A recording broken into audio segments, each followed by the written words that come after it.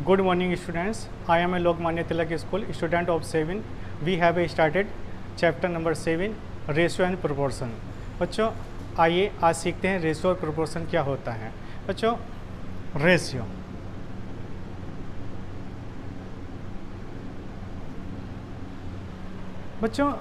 Dear students, अगर हम one quantity को सेकंड क्वांटिटी से डिवाइड करेंगे, अगर हम वन क्वांटिटी को सेकंड क्वांटिटी से डिवाइड करेंगे तो एक फ्रैक्शन वैल्यू प्राप्त होती है। वन क्वांटिटी को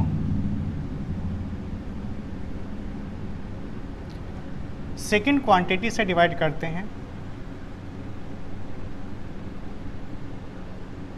तो इसमें एक फ्रैक्शन वैल्यू प्राप्त होती है। इस फ्रैक्शन वैल्यू को ही बच्चों हम रेशियो बोलते हैं। आप समझ रहे हैं कि वन क्वांटिटी को अगर हम सेकंड क्वांटिटी से डिवाइड करेंगे तो इसमें एक फ्रैक्शन वैल्यू प्राप्त होती है और इस फ्रैक्शन वैल्यू को बच्चों हम रेशियो कहते हैं। इसमें क्वांटिटी जो होती है, इसमें first point same kind of quantity,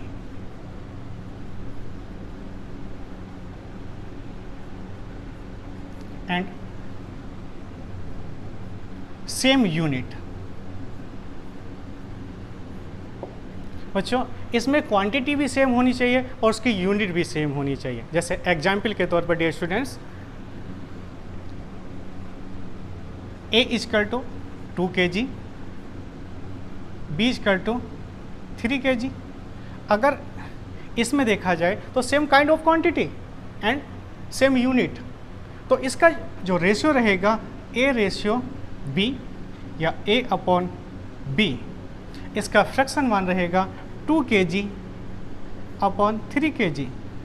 बच्चों kg से kg 2/3। अगर यहाँ से बच्चों रेशियो निकालने लगें तो रेशियो रहेगा 2/3। आइए सीखते हैं एग्जाम्पल नंबर 2। इफ़ यदि A = 6 मीटर और B = 9 सेंटीमीटर। बच्चों यहाँ पर यूनिट वैल्यू अलग अलग हैं, तो यहाँ पर सेम यूनिट करेंगे। A 6 मीटर है तो 6 × 100 सेंटीमीटर हो जाएगा, और यहाँ पर 9 सेंटीमीटर। बच्चों सेंटीमीटर से सेंटीमीटर, और यहाँ से यहाँ पर आप लोगों का जो कॉमन है वो 3 3 3 × 9 3 2 × 6, यानी इसके फ्रैक्शन मान जो रहेंगे 200/3। बच्चों यहाँ से इसका रेशियो जो निकल के आएगा वो रेशियो रहेगा 200/3। बच्चों हमने क्या सीखा कि रेशियो को जो मान निकाला जाता है वो one quantity over second quantity, जो फ्रैक्शन वैल्यू होती है वो फ्रैक्शन वैल्यू रेशियो होती है, और क्वांटिटी जो होती है वो सेम होती है, उसकी यूनिट वैल्यू भी क्या होती है बच्चों, सेम होती है। आइए फिर सीखते हैं एक छोटे से एग्जाम्पल से।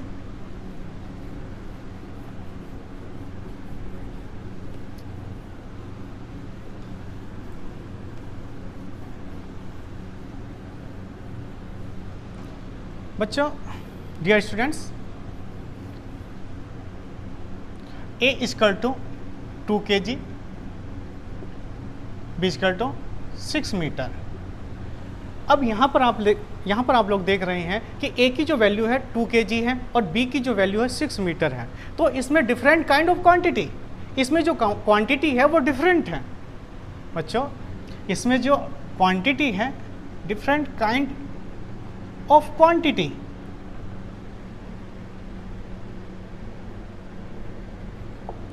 तो इस तरीके से हमारे रेशियो का मान नहीं निकाला जा सकता है, यानी कि क्वांटिटी कैसी होती है, सेम होती है। जैसे आइए कुछ और नियम सीखते हैं रेशियो।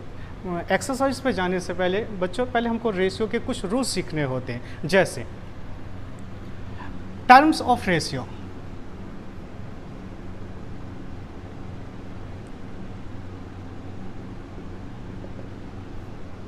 बच्चों रेशियो की टर्म्स कैसे निकाली जाती हैं, जैसे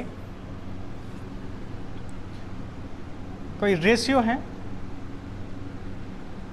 A/B, इसका फ्रैक्शन मान है A/B, और इसको लिखा जा सकता है A/B।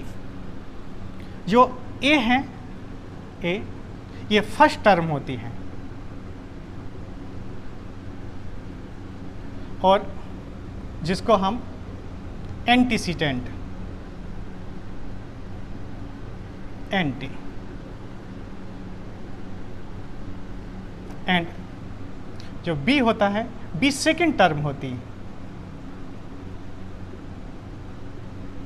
और इसको कॉन्सिक्वेंट,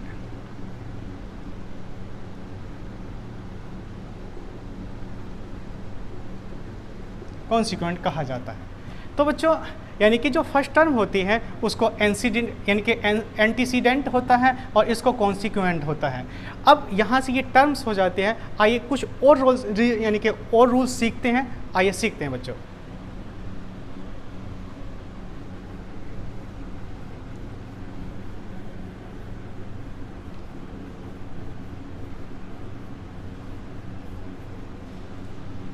बच्चों रेशियो इन सिंपलेस्ट फॉर्म क्या होती, इसके बारे में सीखते हैं।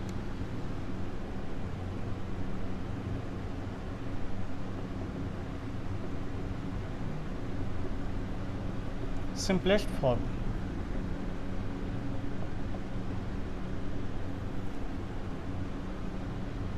बच्चों जैसे हम आपसे कहें स्टूडेंट्स, जैसे हम आपसे कहें 6:3, बच्चों ये सिंपलेस्ट फॉर्म में नहीं होता है, ये सिंपलेस्ट फॉर्म में नहीं होता है। सिंपलेस्ट फॉर्म में होने का मतलब होता है कि उनका कॉमन एक होना चाहिए। आप समझ रहे हैं कि 6:3 ये सिंपलेस्ट फॉर्म में नहीं होता है। सिंपलेस्ट फॉर्म में होने के लिए कॉमन कितना होना चाहिए, एक होना चाहिए। अगर हम आपसे कहें कि इसमें कॉमन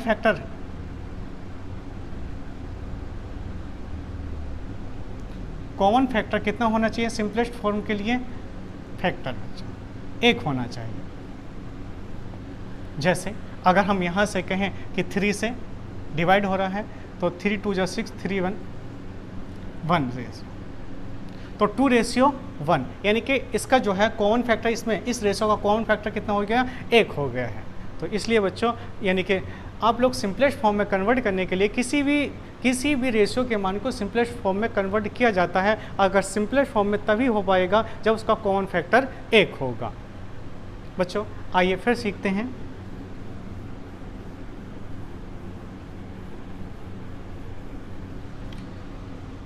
कोई भी रेशियो होता है, जैसे फ्रैक्शन मान है आप लोगों का A/B, या इसको बोला जा सकता है A/B। बच्चों ये एंटीसीडेंट और ये हो जाता कॉन्सिक्वेंट। एंटीसीडेंट और कॉन्सिक्वेंट कहने का मतलब यहाँ से ये होता है कि आप A में रेशियो B में किसी भी कॉमन नंबर का आप इंटू कर सकते हैं और डिवाइड भी कर सकते हैं।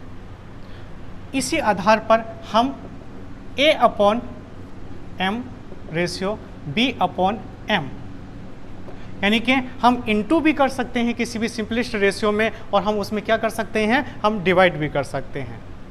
लेकिन कभी भी इसमें ऐड या सब्ट्रैक्ट नहीं किया जाता है। कभी भी इसमें सिंपलेस्ट रेशियो में हम कभी ऐड नहीं कर सकते हैं और कभी हम सब्ट्रैक्ट नहीं कर सकते हैं। जैसे कभी बच्चों A/B दे रखा हो और हम यहाँ पर A+K5 रेशियो B+K5 नहीं कर सकते हैं। इसी तरीके से ये गलत हो जाएगा। और A/B सिंपलेस्ट रेशियो दे रखा है तो इसमें कभी भी A-K5 और रेशियो B-K5 नहीं कर सकते हैं। इसमें हम इंटू में कर सकते हैं या आप डिवाइड में कर सकते हैं। इसमें रेशियो के मान में कोई भी चेंज नहीं होगा। आगे सीखिएगा।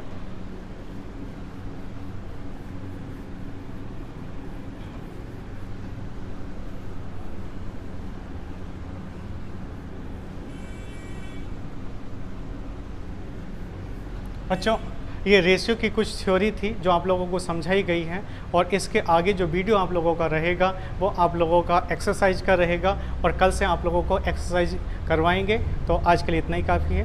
Okay bye.